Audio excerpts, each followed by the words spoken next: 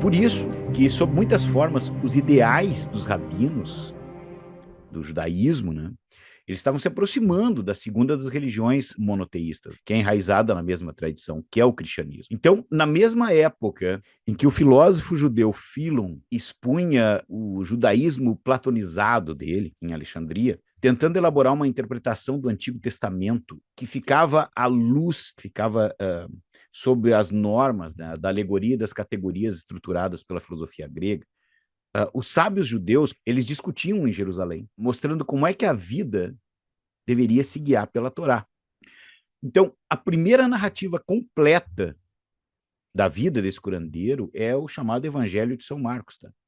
Que foi escrito por volta dos anos 70, né, umas 4 décadas depois que ele morreu.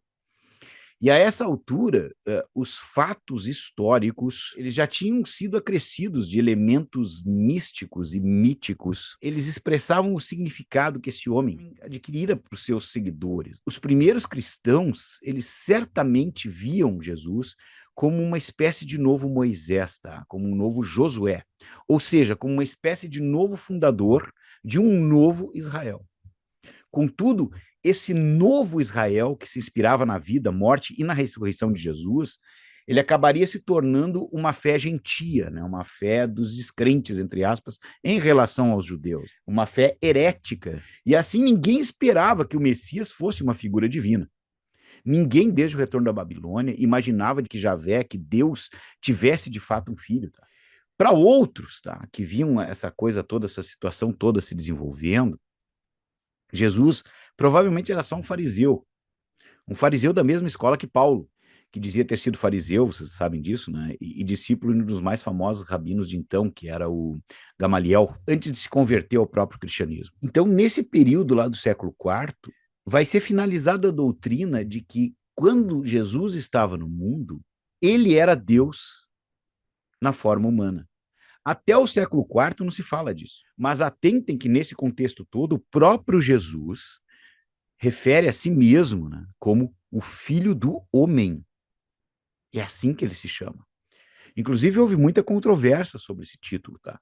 Mas parece que a expressão original, que é Bar Nasbah, ela simplesmente acentuava a fraqueza e a mortalidade da condição humana.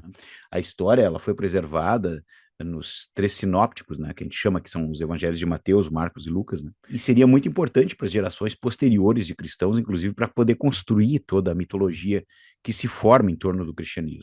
A história é que Jesus levou Pedro, Tiago e João para uma montanha muito alta, que tradicionalmente ela é identificada com o Monte Tabor, na Galileia. E ele se transfigurou diante deles. O texto diz o seguinte: seu rosto resplandeceu como o sol, e suas vestes se tornaram brancas como a luz.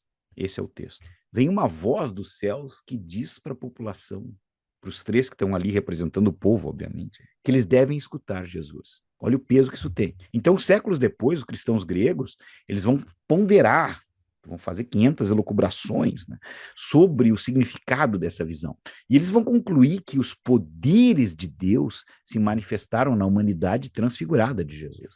Paulo, ele pregou o evangelho em regiões que hoje correspondem à Turquia, Macedônia, Grécia, por ali.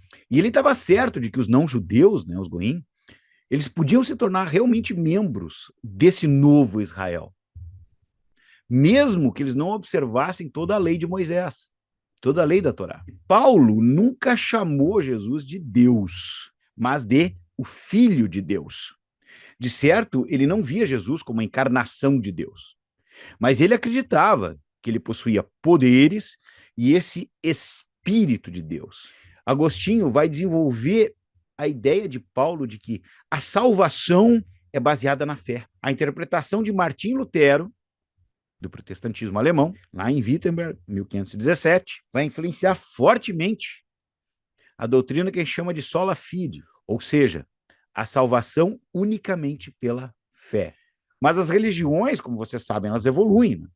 E elas têm que se transformar e se adaptar, porque senão elas se tornam obsoletas, e se tornando obsoletas, elas vão morrer. Então, o Bhakti, essa devoção pessoal a esses seres superiores, ele era extremamente valioso para a maioria dos budistas, porque ele lembrava para essa gente algumas verdades essenciais que corriam o risco de ser perdidas se eles não tivessem sempre atentos. Porque quando alcançou a iluminação, o Buda foi tentado a guardar essa iluminação para si, mas aquela compaixão que ele tinha pela humanidade, aquele amor que ele tinha pela humanidade que sofria, vai fazer com que o Buda passe os 40 anos seguintes pregando o caminho da iluminação. Então, ver Deus, ver o Nirvana, ver o absoluto, podia ter vários aspectos de acordo com a visualização, com a escolha do Deus que tu fizesse. São Paulo, que é o primeiro escritor cristão, que literalmente criou a religião que hoje a gente conhece como cristianismo, acreditava que Jesus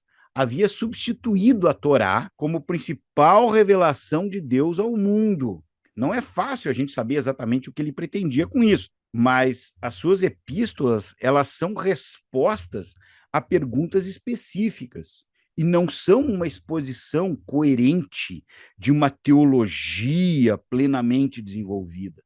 Então, esse hino, tá, ele parece refletir uma crença dos primeiros cristãos numa existência que Jesus, né, teria tido com Deus antes de se tornar homem, no ato de autoesvaziamento.